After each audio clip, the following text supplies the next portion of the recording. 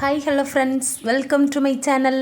இன்றைக்கி நம்ம சேனலில் என்ன வீடியோ பார்க்க போகிறோம் அப்படின்னா, நிறைய ஹவுஸ் ஒய்ஃப் வேலைக்கு போயிட்டு வீட்லேயுமே வேலை செய்வாங்க. வேலைக்கு போகிற இடத்துலையும் காலையிலேருந்து சாயந்தரம் வரை வேலை செய்யணும். வீட்டில் எப்படா ரெஸ்ட் எடுக்கலான் இருப்போம். ஆனால் வீட்டில் வந்த உடனே சமைக்கணும், பிள்ளைங்களுக்குள்ள துணியை துவைக்கணும், வீடு வாசல் எல்லாம் க்ளீனாக வைக்கணும். அதுக்கப்புறம் அண்ணா என்னான்னு தூங்க போகிறதுக்கே நமக்கு ஒரு 10 மணி 12 மணி ஆயிரும். திருப்பி மறுபடி 4:30க்கு அலாரம் அடிச்சிச்சோ அடிக்கலையோ நம்ம எந்திரிச்சு தான் ஆகணும். இதுதான் இப்போ இருக்க காலகட்டத்தில் நிறைய பெண்களுக்கான ஒரு சுழற்சி முறை மாதிரி வாழ்க்கை எதை நோக்கியோ போயிட்டே இருக்குது. நாம் நமக்காக தான் வாழ்கிறோமா அப்படின்னு யோசிச்சா கண்டிப்பாக கிடையாது. நம்மளை சுற்றி நம்மளை சார்ந்தவங்களுக்காக நம்ம ஓடிக்கிட்டே இருக்கோம். நமக்கான லைஃப் நம்ம வாழவே இல்லை. இதுதான் உண்மை.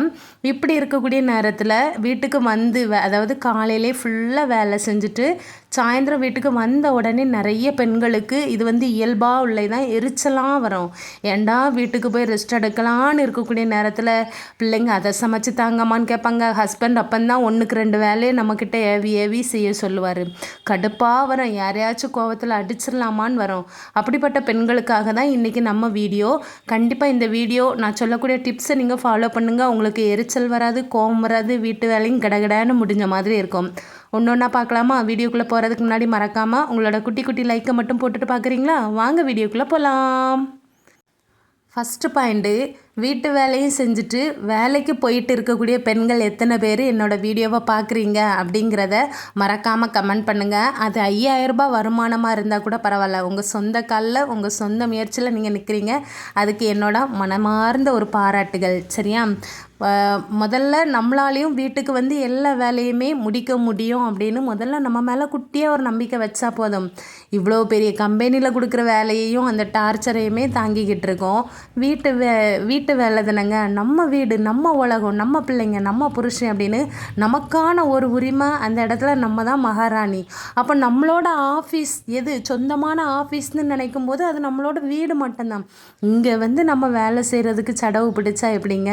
அதனால் நம்மளால் முடியும் அப்படிங்கிற ஒரு குட்டி நம்பிக்கை இருந்தாலே போதும். எந்த வேலையுமே ஈஸியாக செய்யலாம், ஆர்வத்தோடு செய்யலாம்.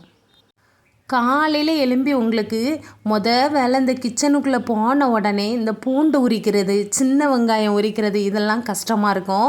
முந்தின நாள் நீங்கள் ஆஃபீஸ்லேருந்து சீக்கிரம் வந்துட்டீங்க அப்படின்னா கண்டிப்பாக அந்த பூண்டு, சின்ன வெங்காயம், கேரட்டு, பீன்ஸு, இஞ்சி பூண்டு பேஸ்ட்டு எல்லாம் உடச்சி தனித்தனியாக டப்பாவில் ஸ்டோர் பண்ணி ஃப்ரிட்ஜில் வச்சுக்கோங்க. அதுவும் அந்த இஞ்சி எல்லாம் நமக்கு கழுவுறதுக்கு கஷ்டமாக இருந்ததுன்னா கழுவுறதுக்கு ஒரு 2 மணி நேரத்துக்கு முன்னாடியே ஊற வச்சுட்டு நீங்கள் மற்ற வேலைகளை பார்த்தீங்கன்னா அந்த இஞ்சில் இருக்க மண் எல்லாமே நல்லா கொவுந்து போயிருக்கும். ஈஸியாக நம்ம தோலை உரித்து கட் பண்ணிடலாம். சின்ன வெங்காயமும் அதே மாதிரி தான். இப்போ பருப்பு குழம்பு வைக்கும்போது சின்ன வெங்காயம் நமக்கு அந்த டைமில் உடைக்கணும் அப்படின்னா நகத்துக்குள்ளே அந்த இடுக்குள்ளே போய் மாட்டிக்கிடும், கஷ்டமாக இருக்கும். அந்த பூண்டு சின்ன வெங்காயம் உரிக்கிறதுக்கு மட்டும்தான் எனக்குமே எரிச்சலாக வரும்.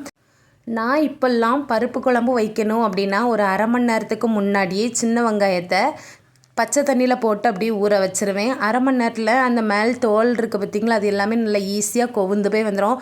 டக்குன்னு கையை வச்சு இலக்கி எடுத்தால் போதும், சூப்பராக வந்துடும். இந்த ஐடியா உங்களுக்கு பிடிச்சிருந்து அப்படின்னா நீங்களும் செஞ்சு பாருங்கள்.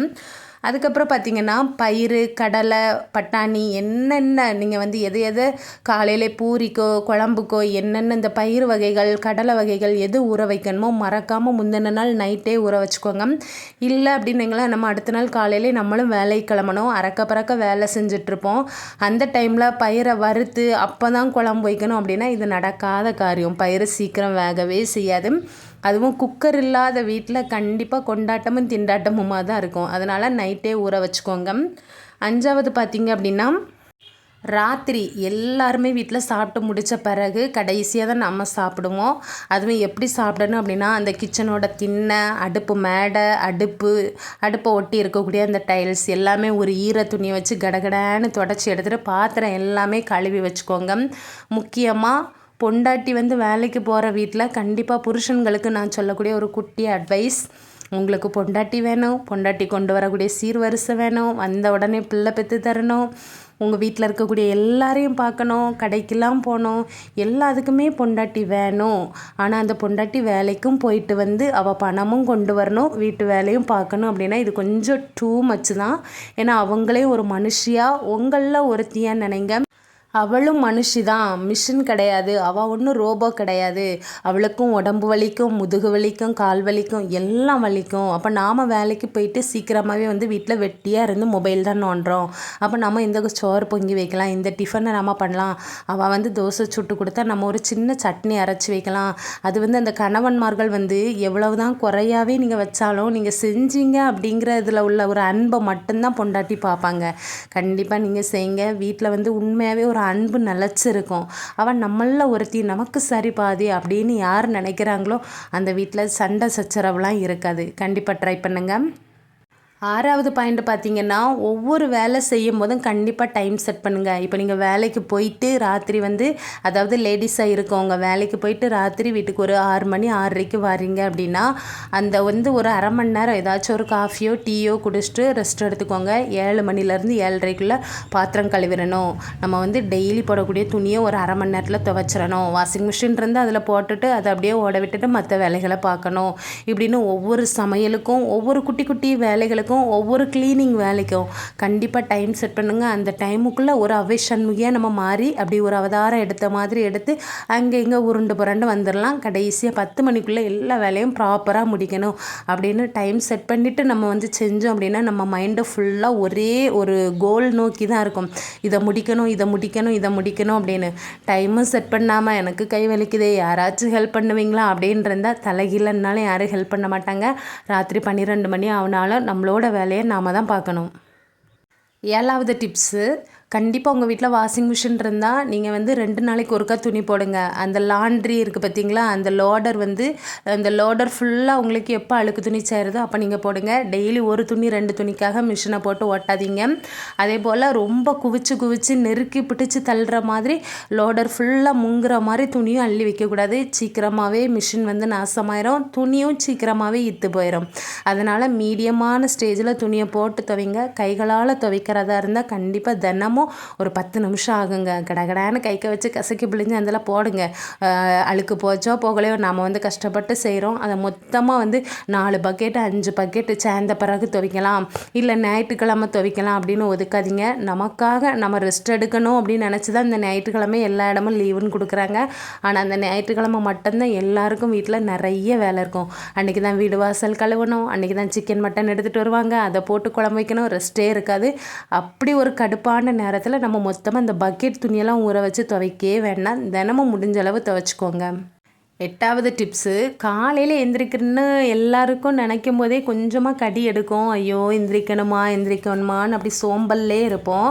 நீங்கள் எந்திரிச்சிருங்க. முதல்ல எலும்பி பெட்டை விட்டு எழும்பிட்டோம் அப்படின்னாலே நம்ம வந்து ஏதோ ஒன்று சாதிக்க போகிறோன்னு அர்த்தம். எழும்பினோடனே வேலையாக பல்ல விளக்குங்க. விளக்கிட்டு கிச்சனுக்குள்ளே வந்து ஒரு நல்ல ஏபிசி ஜூஸ் ஒன்று குடிங்க, நல்ல சூப் ஒன்று குடிங்க. காஃபி டீயை அவாய்ட் பண்ணிவிட்டு ஹெல்த்தியாக ஒரு கிளாஸ் நீங்கள் தண்ணி கூட குடிக்கலாம், இல்லை ஒரு கப்பு வெந்நி கூட குடிக்கலாம். நம்ம உடம்புக்கு ரொம்ப நல்லது. ஒரு 10 நிமிஷம் அங்கே இங்கே நடந்துட்டு அதுக்கப்புறம் உங்களோட வேலையை நீங்கள் ஸ்டார்ட் பண்ணிங்க அப்படின்னா அந்த நாள் ஃபுல்லாக சூப்பராக இருக்கும். முடிஞ்சளவு ஒரு 5 மணிக்கு எழும்ப ட்ரை பண்ணுங்கள். இல்லை நான் 6 மணிக்கு தான் எழுந்திருப்பேன், 6:30க்கு தான் எழுந்திருப்பேன் அப்படின்னா அது உங்கள் வீட்டை பொறுத்து. நீங்கள் வேலைக்கு போகிறதா இருந்தால் கண்டிப்பாக உங்களுக்கு வந்து அது கொஞ்சம் கஷ்டமாக இருக்கும். 9வது டிப்ஸ் பார்க்கலாமா? காலையில் நீங்கள் வந்து இட்லி தோசைக்கு ஒரு சாம்பார் வைக்கிறீங்கன்னா அதை சாப்பிட்டு முடிச்சுட்டு மீதி சாம்பார் இருந்தால் அதில் கூட கொஞ்சமாக தண்ணி சேர்த்து யாருக்கும் தெரியாமல் ஒரு கொதி விட்டுட்டு அப்படியே வேலைக்கு ஓடிடுங்க. மத்தியானம் லஞ்சுக்கும் அதுதான் அப்படின்னு. அப்படி இல்லைன்னா சாம்பார் வைக்கும்போதே கொஞ்சம் தண்ணி பதமாகவே வச்சுக்கோங்க. இல்லைன்னா கூட கொஞ்சம் பருப்பை போட்டு கெட்டியாக வைங்க. ஏதோ ஒன்று காலையில் டிஃபனுக்கு ஏதோ அதுதான் மதிய சாப்பாட்டுக்கும் அப்படின்னு கட் அண்ட் ரைட்டாக பேசிடுங்க. சில வீடுகள்லாம் சாம்பாருக்கு ஒரு சட்னி, தோசைக்கு ஒரு சட்னி, விதவிதமாக ரகமாக அப்படின்னு சொல்லி அள்ளி குவிச்சு வைப்பீங்க. அது வேலைக்கு போகிற லேடிஸ் இருக்கக்கூடிய வீடுகளில் கண்டிப்பாக செட் ஆகாது. அதனால் முடிஞ்சவரை நம்ம பழக்கப்படுத்துகிறதுல தான் நம்ம வீட்டு மனுஷங்களும் இருக்காங்க. ஒரு குழம்பு ஒரு கூட்டில் அப்படியே ஒரு நாளை ஓட்டுற மாதிரியே பார்த்துக்கோங்க. 10வது டிப்ஸு பார்த்திங்க அப்படின்னா, நீங்கள் வாங்குகிற சம்பளத்தில் பாதியாவது உங்களுக்குன்னு ஒரு சின்னதாக ஒரு நகைச்சீட்டோ இல்லை ஒரு டிஜி கோல்டு மாதிரி ஆப்பில் ஏதோ சேவிங்கோ அப்படி இல்லைன்னா பேங்க் அக்கௌண்ட்டில் சேவிங்கோ ஏதோ ஒரு இதில் உனக்குன்னு கொஞ்சம் வச்சுக்க. இப்போ ஒரு 10,000 15,000 சம்பளத்துக்கு நான் வேலைக்கு போகிறேன். 15,000 அப்படியே என் புருஷன்ட கொடுத்தா நான் எதுக்கு வேலைக்கு போகணும்? ஏன்னா நம்மளோட அவசரத்துக்கு ஒரு 500 கேட்டால் யாரும் கொடுக்க மாட்டாங்க. அதனால தான் சொல்கிறேன், தன் கையே தனக்கு உதவி அப்படிங்கிற மாதிரி நீ ஒரு வேலைக்கு போனேன்னா உன்னை நம்பி ஒரு 5,000 மிச்சம் பிடிச்சி பிடிச்சி ஒரு ரகசியமாக சேவிங்ஸ் மாதிரி வச்சுக்கோங்க. யார்கிட்டேயுமே கையேந்திர மாதிரி இருக்கக்கூடாது. நம்மளோட அப்பா அம்மா அக்கா தங்கச்சி வீடுகளுக்கு போகும்போது நம்மக்கிட்ட இருக்கக்கூடிய காசு எடுத்து நம்ம அன்பாக அவங்களுக்கு எவ்வளோ திங்ஸ் வேணாலும் நம்ம மனசார வாங்கி கொடுக்கலாம். அதுக்காக நம்ம யார்கிட்டயும் அந்த டைமில் போய் நின்றுட்டு எனக்கு ஒரு 1000 தாங்க, எனக்கு ஒரு 2000 தாங்கன்னு கெஞ்சு கூத்தாட வேண்டாம். சரியா? 11வது டிப்ஸு, வீடு வாசல் என்னது பெருக்கணும் அப்படிங்கிற வேலை இருந்தாலும் வீடு வாசல் க்ளீன் பண்ணுற வேலையை காலையில் வேலைக்கு போகிறதுக்கு முன்னாடி ஒரு 1/4 மணி நேரம் டைம் ஒதுக்கி அப்போ பெருக்குங்க. ராத்திரி வீடு வாசல்லாம் பெருக்கக்கூடாது அப்படின்னு பெரியவங்க சொல்லுவாங்க.